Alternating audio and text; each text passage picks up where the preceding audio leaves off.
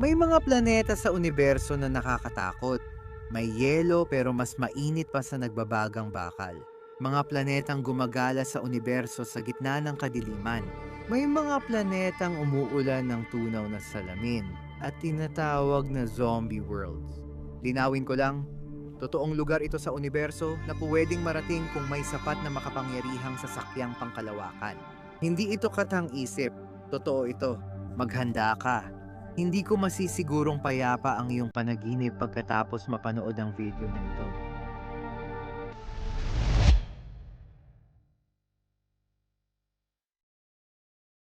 Maligayang pagdating sa Gliese 436b, isang kakaiba at nakakatakot na planeta sa universo. Ang natatanging mundong ito ay 30 light years lang mula daigdig. Umiikot ito sa isang medyo maliit na bituin bawat 2 araw. May isip mo ba na kailangan mong magdiwang ng bagong taon bawat 48 oras? Dahil dito, umiikot ang planeta ng malapit sa bituin nito. Isa sa 13 bahagi ng layo ng araw sa Mercury. Ngayon dahil sobrang lapit nito, ang temperatura sa ibabaw ay halos 1,000 degree Fahrenheit.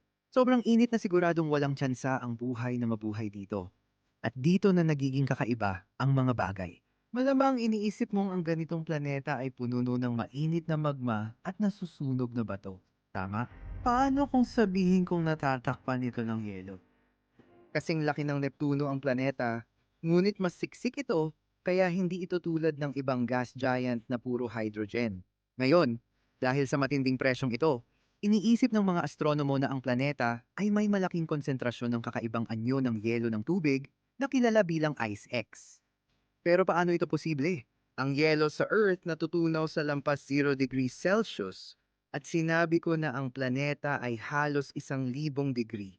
Ibig mo bang sabihin sinungaling ako? Hindi, grabidad ang sagot.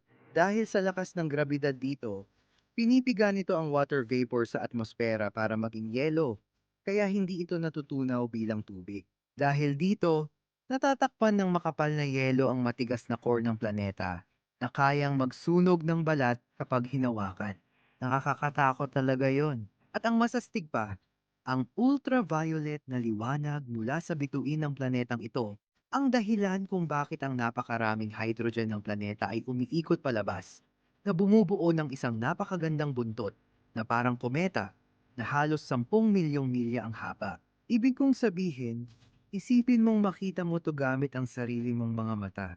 Grabe. Ang magandang asul na planetang parang marmol ay mukhang kaakit-akit. Pero kung nasa spaceship ka na dumadaan, mas mabuting iwasan ang mapanlinlang nitong ibabaw. Dahil malapit ang planeta sa araw, umaabot ang temperatura sa 1,700 degrees Fahrenheit sa ibabaw nito. Ngayon, ang asul na kulay ay galing sa mapanganib na panahon sa planeta. Kita mo tuloy-tuloy ang pagbuhos ng tunaw na salamin na ulan dito. Pero hindi lang yon. Ang planetang ito ang may pinakamabilis na hangin sa universo. Ang mga hangin sa ibabaw ay umaabot ng bilis na hanggang 5,600 milya bawat oras. Kaya ang tunaw na salamin ay lumilipad ng pahalang sa buong mundo ng 7 beses ang bilis ng tunog. Ganito ang lugar na nikaaway mo, hindi mo ipapadala dito. May collection tayo ng mga nakakatakot na planeta na tinatawag na zombie na mundo. Sa pagtatapos ng buhay ng isang napakalaking bituin, nauubusan ito ng gasolina na nagiging sanhi ng pagkamatay ng core ng bituin. Dahil dito, biglang bumagsak ang bituin at naglabas ng huling pagsabog ng nuclear fusion na tinatawag na supernova. Ito ang ilan sa pinakamalalakas at agresibong pangyayari sa universo. Naglalabas sila ng sapat na enerhiya upang mahigitan ng liwanag ng isang buong galaksiya. Pagkatapos, madalas silang nagiiwan ng patay na ubod ng bituin na tinatawag na neutron star. Ang mga misteryosong bagay na ito ay kasing bigat ng araw natin, pero kasya sa bilog na singlaki ng maliit na lungsod. Ang ilan sa mga neutron star na ito ay nagpapalabas ng mga sinag ng radio waves papalabas sa kalawakan, at ang mga ito ay kilala bilang mga pulsar. Kapag sumabog ang bituin, nasisira rin ang mga planetang nakapaligid dito. O akala mo lang? 2,300 liwanag taon ang layo, 1 bilyong taong gulang na pulsar ay iniikutan ng 3 mabatong planeta.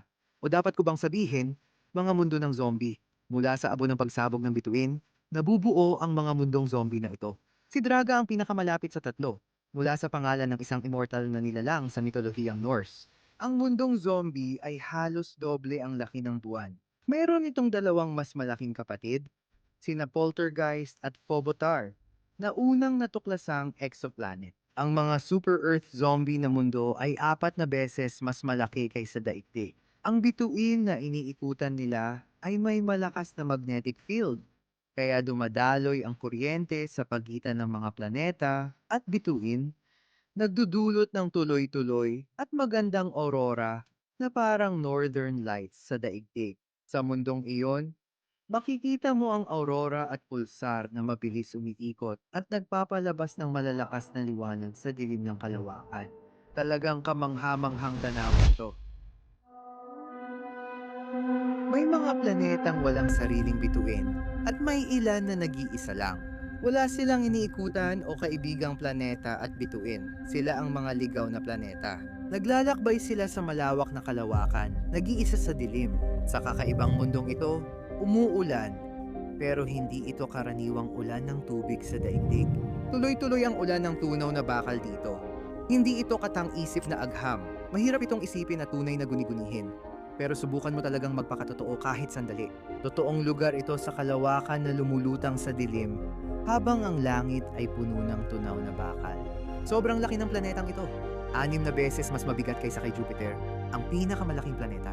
12 milyong taon pa lang ito, sanggol pa sa kalawakan. Pinaniniwala ang nabuo ito sa planetang sistemang tulad ng atin bago ito itinapon at naglakbay mag-isa sa kalawakan magpakailanman. At gusto mo bang malaman ang talagang nakakakilabot na bagay? Ipinapakita ng pananaliksik na mas marami ang mga ulilang mundo na walang bituin kaysa sa mga bituin sa ating kalawakan.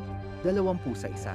Ibig sabihin, may trilyon-trilyon ganitong mundo na naglalakbay mag-isa sa kalawakan. Mas gusto ko pang lumutang sa planetang umuulan ng tunaw na salamin kaysa tumapak sa malulungkot na mundo. Parang nakakulong kang mag-isa habang buhay. Hindi ko kakayanin yon. Para makatulog ka ng mahimbing, mag-subscribe ka muna, tapos panoorin ang video tungkol sa mas magandang planeta para sa buhay kaysa Earth. Mag-enjoy ka!